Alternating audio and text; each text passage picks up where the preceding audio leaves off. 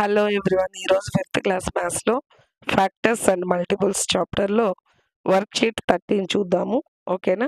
ఇక్కడ వచ్చి sub topic ఏమి అంటే కారణాంకాల విభజన. ఓకే, ఈ క్రింది సంఖ్యలు ప్రధాన సంఖ్యలు లబ్ధంగా రాయండి అన్నారు. ఫస్ట్ కొంచెం ఎక్స్ప్లెయిన్ చేస్తే ఆ తర్వాత వీటికి ఆన్సర్స్ చేస్తాను. ప్రధాన సంఖ్యలు అంటే ఏమి అంటే సేమ్ అదే నంబరు, ఆ తర్వాత ఒకటి మాత్రమే కారణాంకాలుగా ఉండే వాటిని ప్రధాన సంఖ్యలు అంటారు. అవి ఏమి అంటే 2, 3, 5, 7, 9, 11, 13, 17, 19 ఈ విధంగా రాసుకుంటూ వెళ్తాం. వీటిని ప్రధాన సంఖ్యలు అంటారు. అంటే వీటికి వేరే ఏ కారణాంకం ఉండదు, ఒకటి తప్ప. ఓకే, నెక్స్ట్ వీటిని ప్రధాన సంఖ్యల లబ్ధంగా రాయాలి అన్నారు. లబ్ధంగా అంటే తెలుసు కదా, లబ్ధంగా రాయాలి. ఇప్పుడు నెక్స్ట్ మనము వర్క్ షీట్లోకి వెళ్ళిపోదాం.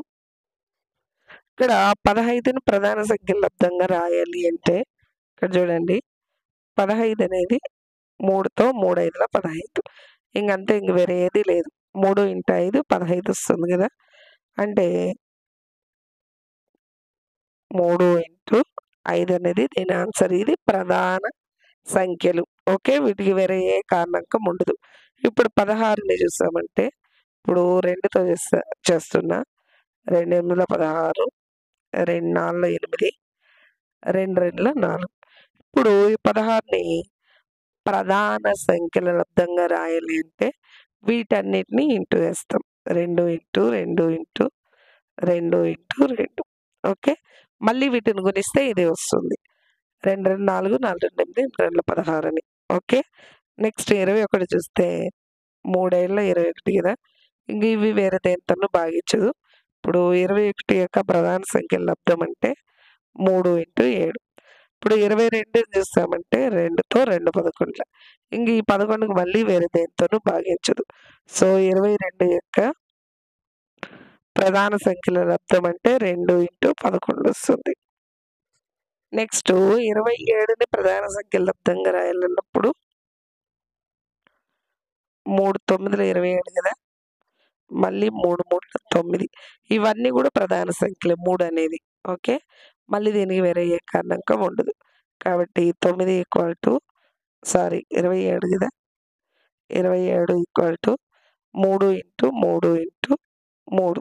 ఓకే, నెక్స్ట్ 32 చూస్తామంటే 2తో 2 1 2 6 12, 2 8 16, 2 4 8, 2 2 4. ఇప్పుడు 32 యొక్క ప్రధాన సంఖ్యల లబ్ధం అన్నప్పుడు వీటన్నిటిని ఇంటూ వేసి రాస్తాం. 1 2 3 4 5 మొత్తం. 1 2 3 4 5. ఓకే, నెక్స్ట్ ఇది ఏం చూస్తామంటే 3తో 3 11 33 కదా. కాబట్టి 33 3 × 11. నెక్స్ట్ ఇది ఏం చూస్తే సరిసంఖ్య కాబట్టి 2తో చేస్తున్నా. 2 1 2 9. ఇంక వేరే దేనితోనూ పోదు కాబట్టి 38 2 × 19. అర్థమవుతుంది కదా. నెక్స్ట్ 48ని ప్రధాన సంఖ్యల లబ్ధంగా రాయాలన్నప్పుడు చూడండి, 2తో కసాగా చేస్తున్నా. 2 2 2 4 8, 2తో 2 1 2 2, 2 6 12, 2 3 6. ఇంకంతే. ఓకే, ఇప్పుడు 48 వీటన్నింటినీ ఇంటూ వేసి రాస్తాం. ఓకే, 1 2 3 4 2, 1 2 3 4 2 3. ఇవన్నీ ప్రధాన సంఖ్యలు. 2 3 అనేది ప్రధాన సంఖ్యలు కదా, ఆ విధంగా అనమాట. ఇప్పుడు 56కి చూసామంటే 2తో చేస్తున్నా. 2 2 4, 2 8 16, 2 1 2 4, 2 7 14. అంతే. 7 అనేది ప్రధాన సంఖ్య, 2 అనేది కూడా ప్రధాన సంఖ్య. అంతే. ఇప్పుడు 56 2 × 2 × 2 × 7. ఇది మనం ప్రధాన సంఖ్యల లబ్ధంగా రాయడం అంటే. ఓకే, నెక్స్ట్ 64కి చూసామంటే 2తో 2 3 2 2, 2 1 2 6 12, 2 8 16, 2 4 8, 2 2 4. ఇప్పుడు 64 ఈక్వల్ టు వీటన్నిటిని లబ్దంగా రాసుకుంటాం. మొత్తం ఎన్ని రెండ్లున్నాయి? 1, 2, 3, 4, 5, 6 రెండ్లున్నాయి. 1, 2, 3, 4, 5, 6. ఓకేనా? అర్థమైందా?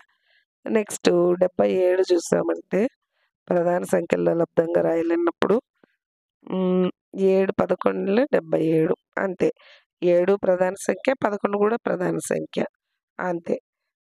కాబట్టి 77 ఈక్వల్ టు 7 ఇంటూ 11. ఓకేనా? అర్థమైందా? All the best all of you. Next మళ్ళీ నెక్స్ట్ వర్క్షీట్‌లో ఏం నేర్చుకుంటాము? గసాబా, గరిష్ట సామాన్య భాజకం. ఓకే. ఒకసారి వినేసి మీరు మళ్ళీ వర్క్షీట్ రాసేటప్పుడు ఒకసారి వినేసి, ఆ తర్వాత మీరు ట్రై చేసి చెక్ చేసుకున్నారనుకోండి మీకు అప్పటికప్పుడే వచ్చేస్తుంది. ఓకేనా? ఏదో చూసి రాసినామంటే రాసినామని రాయొద్దండి. ఒకసారి వినండి. ఆ తర్వాత మీరు ట్రై చేయండి. మళ్ళీ వీడియోని ఆన్ చేసి మీ ఆన్సర్‌తో చెక్ చేసుకోండి. మీరు ఎక్కడ మిస్టేక్ చేస్తున్నారు, ఎక్కడ నేర్చుకోవాలన్నది మీకు ఐడియా ఉంటుంది. ఓకేనా?